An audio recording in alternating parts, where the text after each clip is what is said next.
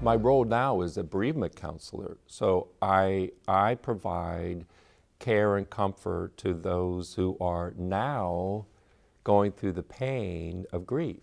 The bereavement support is offered to an individual for 13 months who has been in our services for hospice. Bereavement is offered for 13 months because at first an individual are going through the crisis of the death, and they'll go, well, I can't deal with it right now.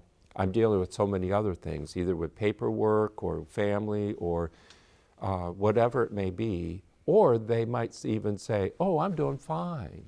I'm doing fine. I'm doing much better than I ever thought I was. In fact, I feel relieved. Oh, and they're experiencing that grief as it is then and there. When they hear from me later on, they'll say, oh, I'm keeping very busy. I'm keeping very busy. Oh, I'm doing so much better. I'm keeping very busy. Because along the way, often an individual tries to find ways to relieve the pain of grief.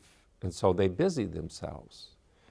It's not until later on that that journey takes them, and it's more real, the deep feeling of the absence of that person in their lives. And they often will say to me, I thought I was doing much better. And at that point, I start smiling.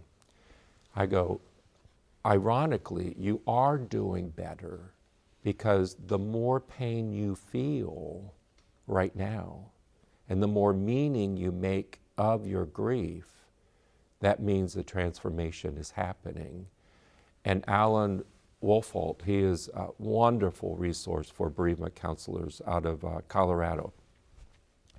And he speaks of the goal of one who is mourning to go through this transformation, but to reconcile the death, to make new, to find peace. And an individual who is doing that, they are doing their own grief work. And once again, they're the experts. We are the person who's the companion, as Alan says. We are the person who is breaking bread, so to speak, and going along with that person along that journey.